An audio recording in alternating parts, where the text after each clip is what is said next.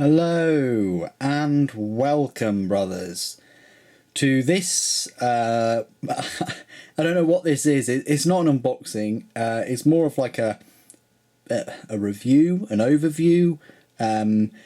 Cast your minds back, way back to December of last year when I bought this box set, this Deathstorm box set.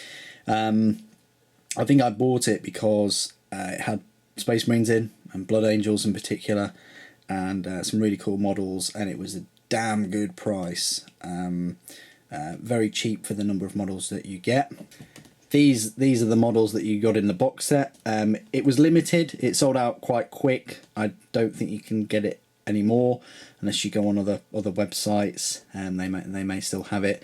It essentially had two armies, Blood Angels and Tyranids, with their own campaign book, which I'll show you in a moment. You got a Death Company Dreadnought, a squad of Death Company, Blood Angels HQ choice there, Captain, and some Terminators. And then over on the right hand side you got a Carnifex, Gene Stealer Brood, kind of like a Gene Stealer on steroids, Cryptus, which is kind of like a... Is it a Broodlord? I don't know. It just says Spawn of Cryptus, but it looks very Gene Stealer-ish. And you got three warriors at the top.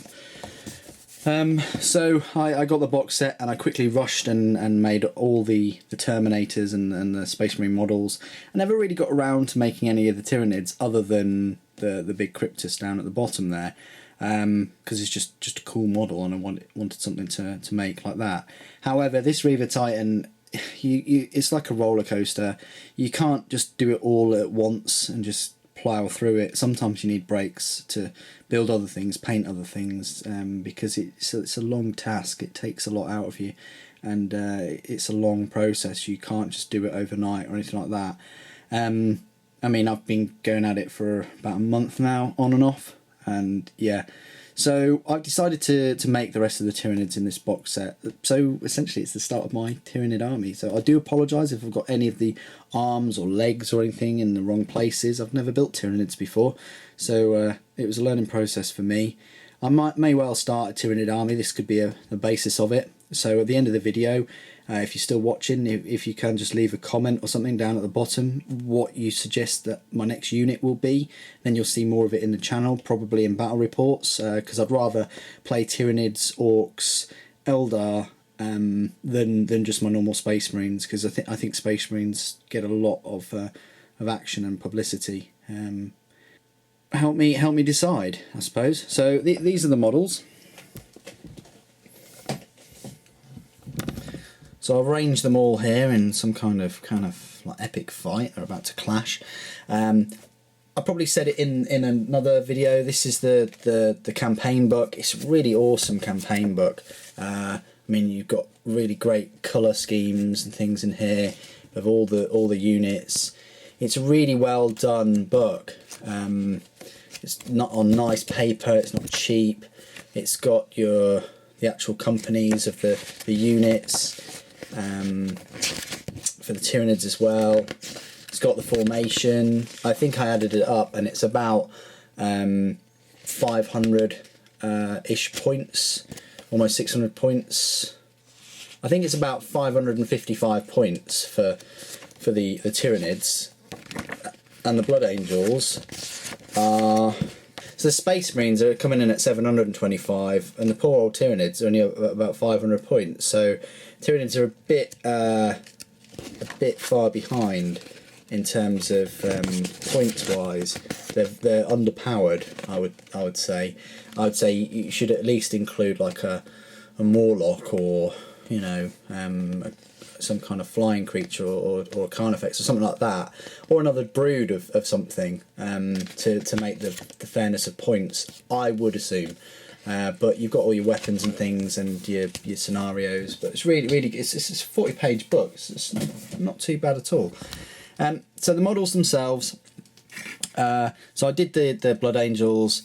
I think I actually used the models in the box set with the Blood Angels Assault Terminator squad that I got separately, because you had options for Thunderhammers and lightning claws. So I think I used some old thunder hammers with them. But they're definitely the old Terminators, and I just put them on because I've got so many shooty Terminators. But there's the Captain himself, very decent Captain, great model. And Death Company Dreadnought, I've never had a Dreadnought with these kind of close combat kind of claws, very nice. And the Assault Marines on the bigger bases, or the Death Company, sorry, with their markings and things. So again, lovely models. The Tyranid side of things, this is the Carnifex I made. WYSIWYG. I mean, this is just, I just made them like they are on the box, with the exception of the Terminators. So I put these big talons on. He's about to take a swipe, and he's got this ridiculous cannon. They're not the most fun models to put together because there are a lot of mould lines, a lot of places where you join up the model and then there's a line and you have to kind of go over it. Again, you can kind of see that there and a little bit there. They're not the best models, but once they are built, they do look bloody cool. Again, the Warriors are pretty nice models. With a big old cannon thing there, and the Gene Stealers were, yeah, all right to put together. And that Cryptus is just, what an epic model. I think I just would always have him as my HQ because he just looks just so awesome. So yeah, I thought I'd glue all these Tyranids together and have all of the models from the box set out and about. Yeah, so I thought I'd glue all the models and get them set up here. I want to do a Tyranid army, and I will show you bits and pieces of them when I've started painting them and the colour scheme that I'm going for. What I will say is that the bases will be white. It'll be a snowy base theme. Thinking about getting a fat mat finally, a snowy one. I know I've got my beautiful GW gaming board, but I just think having a different board or mat will be pretty sweet, especially if I'm going for like a snowy kind of feeling. These will just be the normal desert kind of bases. I think the set itself was what, £75, and as you can see, just with the models there, I mean, now you're paying almost £20 for a captain and almost £30 for a squad of Terminators. So that's like, what, £50 just for those 6 models. So for £75, you're obviously getting a Dreadnought, which normally costs 30, 5 Space Marines, like Assault Marines, are 25 nowadays, and then you got all of these units as well. For this Tyranid army, I've heard rumours that GW are making like a 30k kind of Horus Heresy kit, which I'll definitely be hitting that pre-order button as soon as I can to try and get that. It's going to be quite boring though, because it will be Space Marines versus Space Marines. So you'll have similar weapons, you'll have similar armour saves. You won't get that variety as you do with completely different races, I suppose. Anyway, was this kit worth it? Yeah, by all means, £75.